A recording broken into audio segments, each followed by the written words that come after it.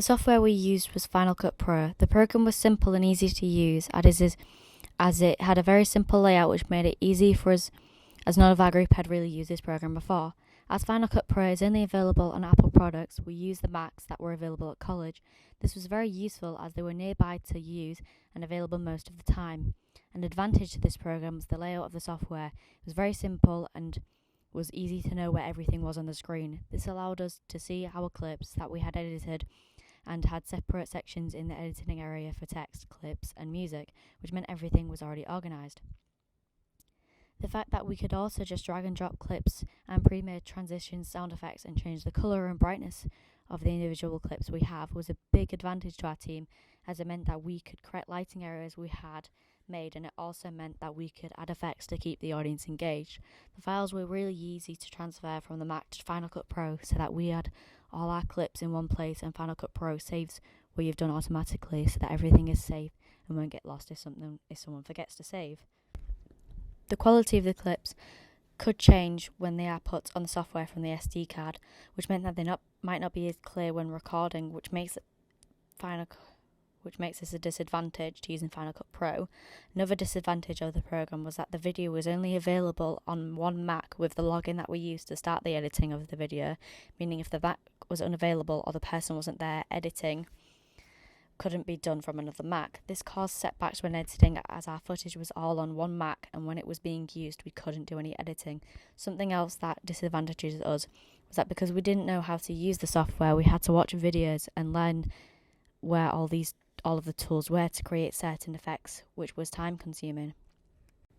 The hardware we used during the production of our product made it easier for us to create the final product. A piece of hardware we used during the production was the Mac. The Mac was very useful as it allowed us to edit our product together, since software is only available on Apple products. The Mac is also very simple to use and made transferring the files from the SD card to the computer very simple to do, as there was a section for it at the back of the Mac.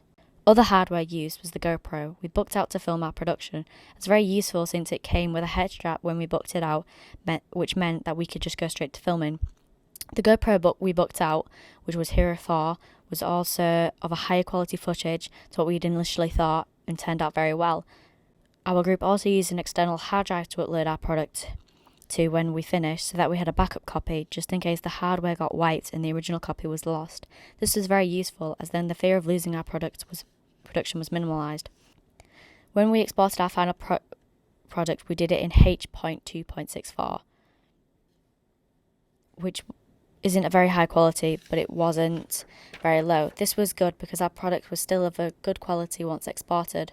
We also exported in this quality so that the uploading process was quicker and easier for us to do. Also, for purposes of saving it to the external hard drive, it took up less storage than it would were it of a higher quality. However, when giving the video to an employer, we would ensure that it was exported in a much higher quality. The file type for our moving image was MP4. This was used for our first edit of the video, but for our final edit we used MOV as it is of a higher quality. The soundtrack file was MP3 because this is just a basic file format to use for sound. Different file formats were needed so that each section of our video would work. We edited it in a montage style so that we could show multiple locations in a very upbeat and fun way, so that the audience wouldn't feel like they were being jam-packed with information. We also used continuity editing so that our advert would make sense and all of the scenes would be in the right order to reinforce the narrative we were telling, and so that it linked to the brief of A Day in the Life of Hull, which we showed from a point of view perspective throughout. Also, when editing and including the cuts, we made sure that when the clip cut to the next, that it fits with the beat of the music, as it would keep the audience engaged with the song and with our advert. The transition we used was a cut, which we used every time we changed clip. We did this because of the montage style advert we were creating and how fast-paced the changes were, so the most effective way to do this was with a cut. This was also very effective to use as we wanted the clips to change with the beats of the song we had chosen, which was MGMT by Kids. We did fade out both of the songs that we had placed into the Final Cut Pro, so that when they ended it wouldn't be harsh but made a smooth transition to the next song. The diegetic music towards the end of the video was also faded out towards the end as our final message was shown.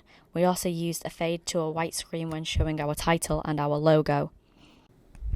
Conventions we used included fast-paced editing, as most adverts when watching them closely, tend to change shot type every couple of seconds or second depending on what needed to be conveyed. Following this convention made sure that we were able to include all of our content, and it meant that the sound synchronized with the video and would create a positive effect with the audience, since the song we picked was quite fast-paced and upbeat, which helped to reflect how we wanted to represent Hull to our audience.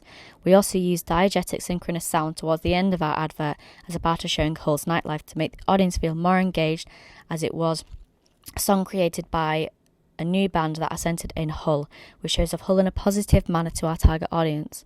Another convention we followed was the use of text to show the name of our location, an up-and-coming event to show our slogan, which is very conventional to adverts and helped us to communicate some information across to the audience in an interesting manner. The post-production tools we used were cut, slice and blade. The slice tool enabled us to cut a clip in half, and the cut tool enabled us to cut down the size of a clip if we only wanted a small section of it. We didn't really use the blade tool much in the editing of our advert, but it was always good to have there. The video starts off dark because then it shows that it's early in the morning, and using an alarm creates very similitude to the audience.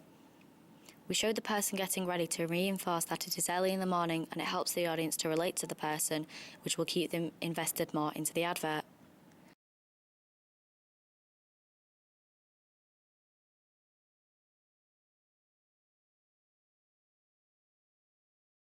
We did this to show the suburban areas surrounding Hull, to show a realistic perspective of people that go to Hull, and that people do in fact go to Hull.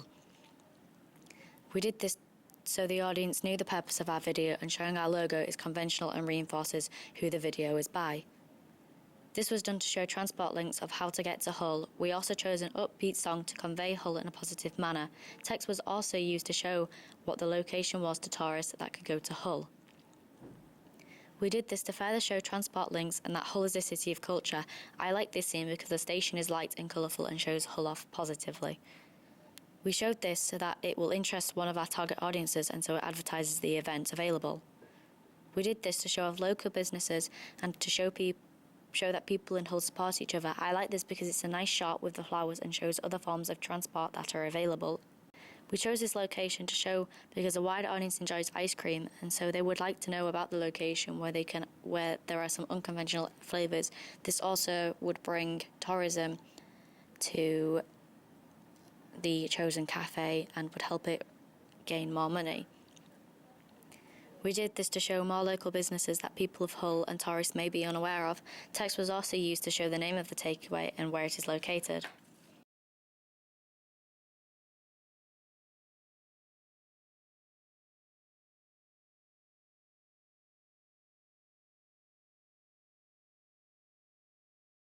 We did this to show off an iconic location of Hull to our audiences, that if they were local they would know, and if not they could visit with friends. This was done to reinforce our point of view style, and also to show off another location in Hull that tourists can visit with friends and have a good time at. This was done to show an iconic location of Hull, which reinforces our narrative. This scene could have been done better if we had filmed inside of it, but due to lack of funds we were unable to.